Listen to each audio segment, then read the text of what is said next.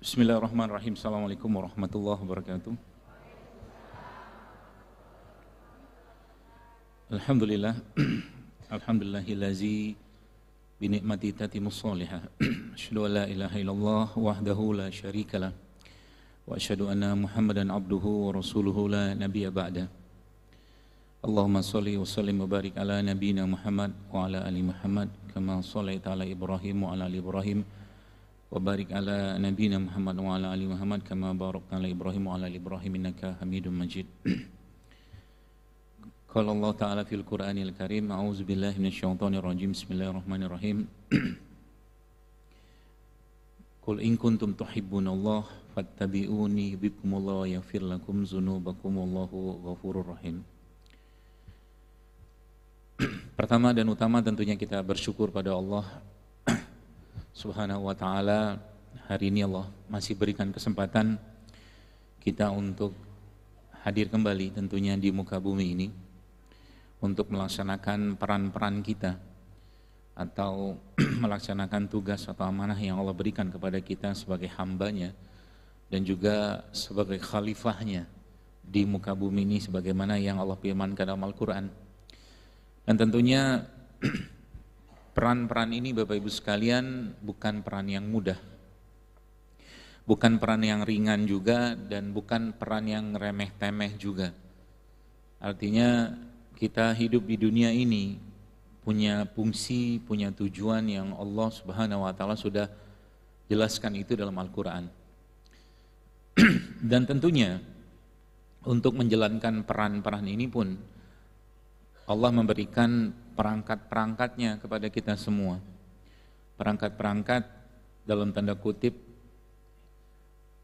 tools ya, semacam tools yang Allah berikan, yang mana kalau kita ikuti tools tadi itu maka sebenarnya tidak ada yang perlu kita khawatirkan.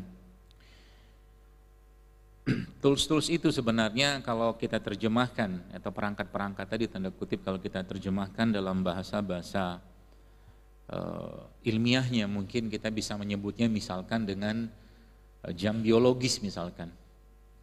Jam biologis itu apa? Jam biologis itu siklusnya tubuh kita yang sudah Allah ciptakan, yang itu semua beradaptasi atau tentunya mengikuti perubahan dari keadaan bumi ini. Maka Allah Subhanahu wa ta'ala telah memberikan itu atau pedoman itu tentunya dalam Al-Quran dan melalui contoh dari baginda Nabi SAW.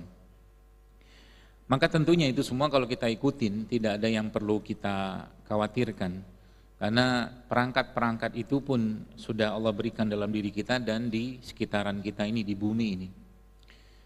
Dalam diri kita misalkan kalau kita lihat Allah memberikan rasa kenyang misalkan. Rasa kenyang itu sebenarnya suatu rahmat dari Allah agar kita berhenti makan.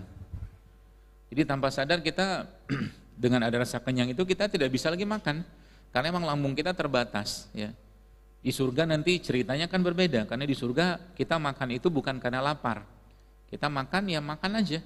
Enggak ada laparnya, enggak ada kenyangnya gitu loh. Dan semua yang masuk dalam tubuh kita itu dia tidak berubah menjadi kotoran seperti halnya di bumi, tapi melainkan menjadi aroma, wangi yang luar biasa. Itu contohnya. Ada juga lapar Allah berikan kepada kita semua. Ada kenyang, ada lapar, ya, ada haus. Itu semua sebenarnya caranya Allah untuk menjaga kestabilan tubuh kita. Jadi dalam tubuh kita ini Bapak Ibu sekalian sudah diberikan perangkat-perangkat itu untuk kita cermati, untuk kita jadikan itu sebagai indikator. Ya. Contoh mungkin tadi saya mendengar kalimat dari Pak Haiban yang mengatakan bahwa udara sekarang memang luar biasa ya, sedang kotor-kotornya.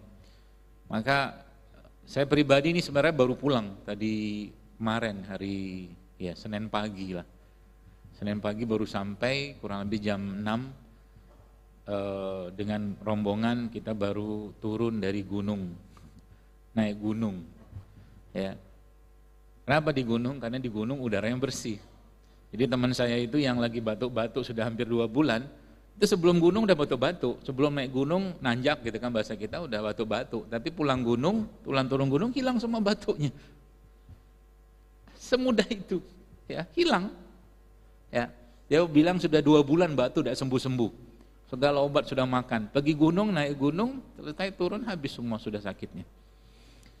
Jadi situ ilmu lagi kan sebenarnya kan. Ada apa di gunung gitu kan. Ya, kita tahu gunung itu ya Masya Allah ya. Mulai dari anginnya, airnya, apalagi di sana. Saya lupa bawa kemarin. Saya bawa mata air dari salah satu camp kita di atas itu. Itu airnya sejuknya nggak pakai es ya, tapi enak banget, sejuk banget gitu. Itu biasanya kalau udah sampai gunung, itu tubuh saya atau ya badan saya tuh asup terus dengan minuman-minuman kayak begitu. Ya, nggak usah tanya higienitasnya, pasti higienis. Ya karena Allah yang ciptakan, nggak ada polusi kan. Itu di gunung ya, beda sama yang di sini. Ya, kita kadang-kadang minum air dalam kemasan aja kadang-kadang masih ada rasa-rasa nggak enak di badan. Ya, seperti itulah. Jadi kalau ditanya sebenarnya bagaimana cara kita menghadapi perubahan iklim, musim yang makin hari makin nggak jelas, tenang aja ya.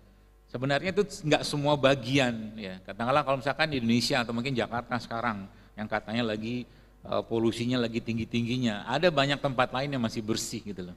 Nah, tapi yang tidak kalah penting sebenarnya bagaimana kita mengenali tubuh kita dan bagaimana tubuh kita ini beradaptasi dengan dengan lingkungan. Ya, dengan lingkungan. Kenapa? Karena memang tubuh kita ini Bapak Ibu sudah diberikan tadi saya katakan perangkatnya oleh Allah tanda kutip ya. Ada makhluk ya, ada makhluk-makhluk yang hidup dalam tubuh kita ini. Ya. Makhluk-makhluk itu contohnya misalkan salah satu itu adalah bakteri ya. Tubuh kita ini kan kalau dibandingkan antara jumlah bakterinya ya, jumlah bakterinya dalam tubuh kita ini baik dari permukaan kulit kita ini ya sampai ke bagian dalam tubuh kita itu jauh lebih banyak jumlahnya mereka daripada jumlah selnya tubuh kita. Ini ilmu lagi sebenarnya. Karena sebenarnya kalau kita bersahabat dengan mereka, bersahabat dengan bakteri-bakteri tadi itu, maka merekalah yang sebenarnya menjaga keseimbangannya kita. Ya. Makanya kalau sekarang Bapak Ibu sekalian, jemaah sekalian hitung dari Anda bangun tadi pagi, sudah berapa banyak bahan atau produk yang kita masukkan itu yang mengganggu keseimbangannya mereka. Banyak sekali. Ya. Contohnya apa? Ya dari mungkin mohon maaf sampo kita aja. Sabun kita aja. Kosmetiknya udah banyak banget. Sehingga apa? Tubuhnya nggak seimbang terus, ya. Semakin ini kaidahnya ya. Jadi sebenarnya kaidahnya adalah kalau kita mau jaga kestabilan tubuh kita ini, salah satu kaidah yang saya pakai itu semakin banyak bahan atau produk alami atau produk asli yang kita gunakan dan kita masukkan, baik itu yang digunakan di permukaan kulit atau dimasukkan ke dalam, semakin seimbang tubuh kita. Itu poinnya. Ya. Jadi kalau Anda tanya misalkan, dokter ada nggak minum suplemen tiap hari? Ada. Ada, saya makan tiap hari sup. Tadi pagi aja saya punya ramuan sendiri. Ya, ada satu ramuan namanya ramuan rudal. Itu dibikin. Itu sebenarnya dia buat jantung sebenarnya. Ya. Terus tadi pagi saya makan juga tadi pagi itu